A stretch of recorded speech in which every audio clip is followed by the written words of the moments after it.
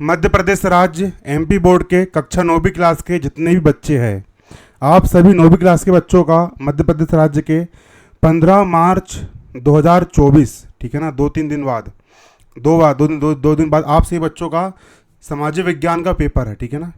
तो सामाजिक विज्ञान का जो पेपर है, अगर आप एमपी बोर्ड के 9वीं क्लास के और सामाजिक विज्ञान का आपका पेपर है और आपकी तैयारी कुछ भी नहीं हुई है ना, तो बस अब भटकने की कहीं ज़रूरत नहीं है।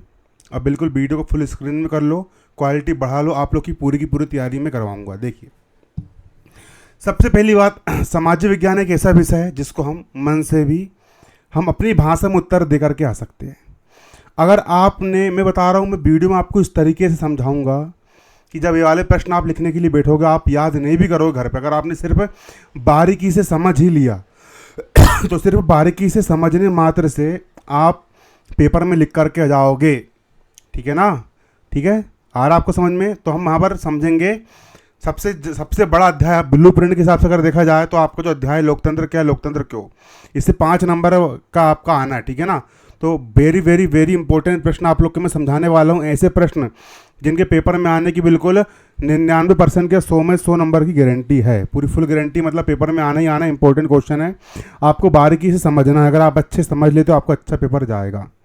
आप समझ लीजिए, आप इसके स्क्रीनशॉट लेकर के 2-2 बार 3-3 बार पढ़ लीजिए पेपर में, फिर आप अगर अपनी भाषा में उत्तर देकर के आओगे तो आपको नंबर मिलना है। सामाजिक विज्ञान है, सामाजिक विज्ञान में सबसे ज़्यादा वैल्यू करता है लिखना। आप कितना लिख सकते हो, आप कितना ज़्यादा लिख सकते हो, आप कितना अधिक लिख सकते हो, कितनी स्पीड में लिख सकते हो, वो वैल्यू करता है ठीक है ना। तो सामाजिक ज्ञान में आपको पेपर में लिखने पर आपको विशेष ध्यान देना है। तो चलिए आज का लेक्चर यहाँ पर हम स्टार्ट करते हैं। देखिए, सबसे पहला जो क्वेश्चन है वेरी वेरी वेरी इंपॉर्टेंट है ना। लोकतंत्र का क्या अर्थ है, लोकतंत्र किसे कहते हैं, है ना। लोकतंत्र किसे कहते हैं, लोकतंत्र का अर्थ क्या होता है, स्पष्ट कीजिए, है ना। लोकतंत्र किसे कहते हैं, लोकतंत्र का अर्थ क्या होता है, आपसे समझ लीजिए, आपको याद भी नहीं करना पड़ेगा। अगर आप पूरे वीडियो में अगर पूरे कान खोल करके बैठे हो तो आप लोगों को बिना कुछ करे आपको यहीं पर याद हो जाएगा, याद भी नहीं करना पड़ेगा, ऐसी गारंटी मैं दे रहा हूँ। देखो ना, अब पेपर में प्रश्न आता है लोकतंत्र का अर्थ क्या है, स्पष्ट कीजिए, ठीक है। पेपर में देखो लोकतंत्र ना, तो आप पेपर में अपनी भाषा में लिख सकते हो, डालो हेडिंग लोकतंत्र, अपनी भाषा में लिख सकते हो। लोकतंत्र का दूसरा नाम क्या होता है, प्रजातंत्र होता है। ये पेपर में लिख सकते हो आप, लोकतंत्र का दूसरा नाम प्रजातंत्र होता है। अंग्रेजी में इसे डेमोक्रेसी कहते हैं, ऐसा लिख सकते हो पेपर में। जो मैं समझा रहा हूँ अपनी भाषा में, तुम पेपर में तुम अपनी भाषा में लिख सकते हो। सामाजिक विज्ञान अपनी भाषा से चल जाती है, जरूरी नहीं जो गाइड में लिखा हम वही लिख करके आए, ठीक है ना, बस सही होना चाहिए। लोकतंत्र को ही का दूसरा नाम प्रजातंत्र होता है, इसी को हम डेमोक्रेसी भी कहते हैं, है ना।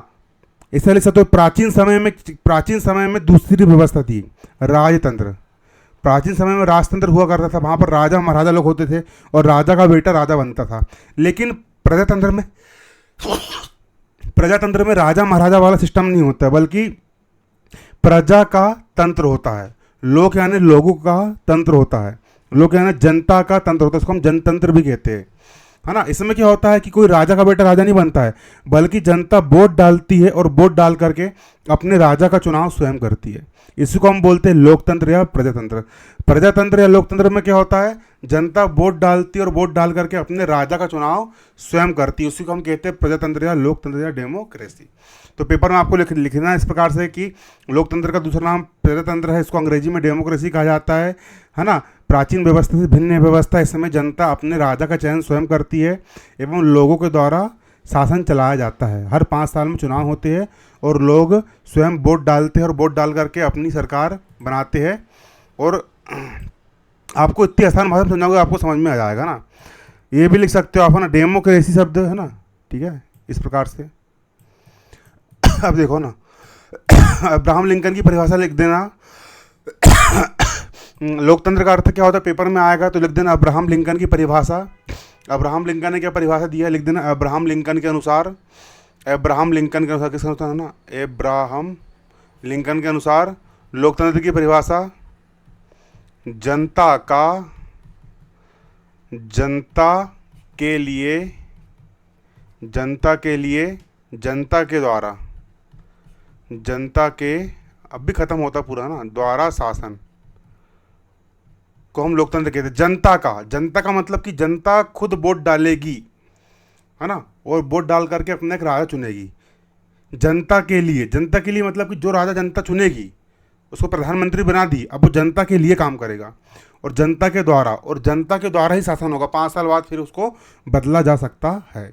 मतलब जनता के लिए, जनता के द्वारा शासन को लोकतंत्र कहा जाता है। इतना आपने लिख दिया, आपको अच्छे नंबर मिल जाएंगे, है ना। यहीं याद हो जाएगा आप लोग को, यहीं पर बैठे बैठे, है ना। लोकतंत्र का अर्थ एक ऐसी शासन व्यवस्था ऐसे है जिसमें जनहित सर्वोपरि। जनहित मतलब कि हम चुनाव जो करवाते हैं उसमें जो राजा बनता है वो सबसे पहले जनता का हित देख कर काम करता है। जनहित सर्वोपरि है, ठीक है ना। यहाँ पर राज्य, समाज और शासन तीनों का स्वरूप होता है। जनता के पास क्या होता है? जनता के पास शासन को नियंत्रित करने की शक्ति होती है और जो राजा बन जाता है उसको हटाने की शक्ति भी होती है। 5 साल बाद उसको हटा भी सकते हैं, ठीक है ना। और यहाँ पर क्या होता है? व्यक्ति की गरिमा का समान मूल्य होता है। हर पहले के समय में छुआछूत चलता था, आज समय में हर व्यक्ति बराबर है। हर व्यक्ति को समानता का अधिकार प्राप्त है। व्यक्तित्व की गरिमा, लोकतंत्र में हर व्यक्ति को समानता का अधिकार दिया जाता है एवं सभी व्यक्ति को विकास के समान अवसर उपलब्ध होते हैं, चाहे वो किसी भी जात का हो, लड़का हो, लड़की हो। और लोकतंत्र जो होता है वो संपूर्ण जीवन का एक क्या होता है? मार्ग होता है। लोकतंत्र संपूर्ण जीवन का एक मार्ग है और लोकतंत्र मूल्यों की ऐसी व्यवस्था है जिसमें व्यक्ति साध्य है ना। तो ले सकते हो लोकतंत्र में स्वतंत्रता और समरसता की कल्पना होती है। ये वेरी इंपॉर्टेंट क्वेश्चन है, लोकतंत्र किसे कहते हैं। तो उम्मीद करता हूँ आपको समझ में आ गया होगा, लिख के आप आ जाओगे। और इसमें आप ये भी लिख सकते हो लोकतंत्र में, लोकतंत्र का अर्थ होता है कि लोकतंत्र में क्या होता है, मैं आपको समझा दे रहा हूँ, आप अपनी भाषा में लिख देना।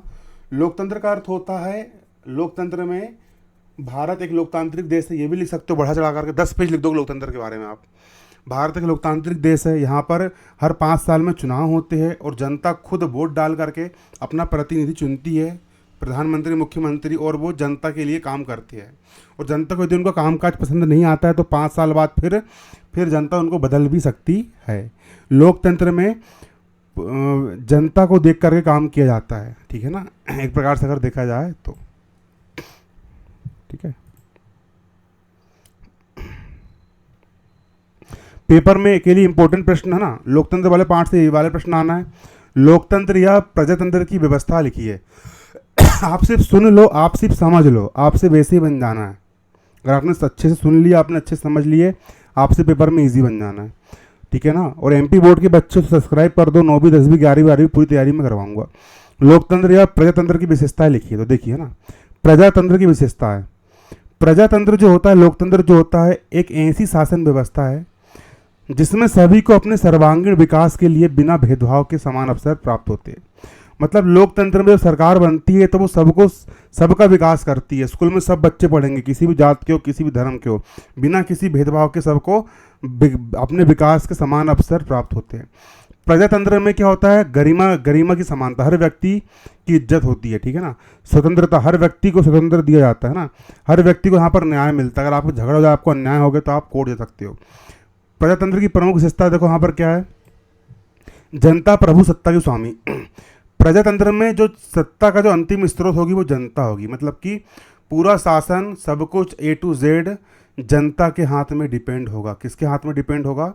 जनता के हाथ में डिपेंड होगा, ठीक है ना। जनता खुद वोट डाल लेगी, जनता के हाथ में पावर होगी कि भैया किसको प्रधानमंत्री बनाना है, किसको मुख्यमंत्री बनाना है, कौन राज करेगा। शासन का संचालन जनप्रतिनिधि द्वारा। जनप्रतिनिधि किसे कहते हैं? जैसे कि जनता ने वोट डाल के किसी सरपंच को चुन ली तो वो सरपंच जो होगा वो जनप्रतिनिधि कहलाएगा। जनता ने वोट डाल के विधायक चुनी तो जो विधायक रहेगा वो जनप्रतिनिधि कहलाएगा। जनता ने वोट डाल करके एक सांसद चुनी, प्रधानमंत्री चुनी, ये सब जनप्रतिनिधि कहलाते हैं। तो जो जनप्रतिनिधि होते हैं, सरपंच, विधायक, प्रधानमंत्री, मुख्यमंत्री, ये सब जनप्रतिनिधि, ये लोग, है ना, शासन का संचालन करते हैं। देश के अंदर क्या होना है, देश के अंदर क्या नहीं होना है, ये सब प्रधानमंत्री के हाथ में होता है। कितने की नोट बंद करना है, कितने की नोट चालू करना है, कितने दिन का लॉकडाउन लगाना है, देश के अंदर क्या होना है, क्या नहीं होना है, ये पूरे निर्णय किसके साथ युद्ध करना है, किसके साथ नहीं करना है, ये सब कुछ किसके हाथ में होता है? जनप्रतिनिधियों के द्वारा होता है। राजनीतिक दलों के गठन की व्यवस्था आप देख सकते हो। राजनीतिक दल, राजनीतिक का मतलब होता है पॉलिटिकल, दल मतलब पार्टी। राजनीतिक दल आप देख सकते हो, भारत देश में कांग्रेस हो गई, भाजपा हो गई, आम आदमी पार्टी हो गई, ऐसे बहुत सारे राजनीतिक दल होते हैं। तो लोकतंत्र में बहुत सारी पार्टियां, राजनीतिक दल बनते हैं। आप 10 पेज में लिख दोगे, आपको सब कुछ पता है इसके बारे में, लोकतंत्र के बारे में ना। लोकतंत्र में राजनीतिक दल की व्यवस्था होती है, कई सारी पार्टियां होती है ना। और ये पार्टी जो होती है अपने अपने कैंडिडेट उतारती है। भाजपा से नेता खड़े होंगे, कांग्रेस से नेता खड़े होंगे, है ना। और इन्हें उतारे गए प्रतिनिधियों को जनता वोट डालती है और वोट डाल करके सरकार बनती है।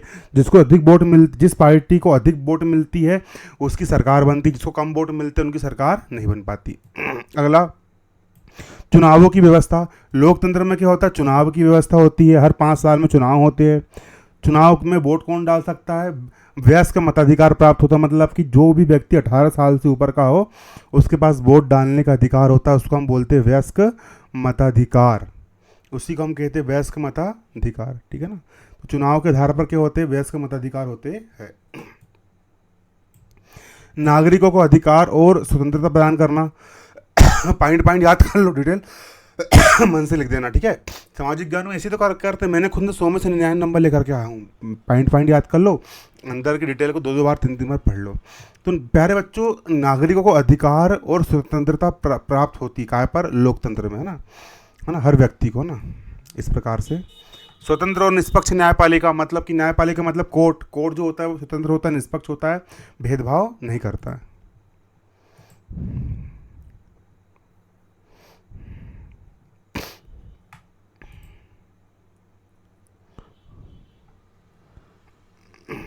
तो ठीक है प्यारे बच्चों, आज की वीडियो में इतना ही। अगर आपको वीडियो पसंद आया होगा तो जल्दी इसका अगले लेक्चर आएगा। धन्यवाद। जय हिंद, जय भारत।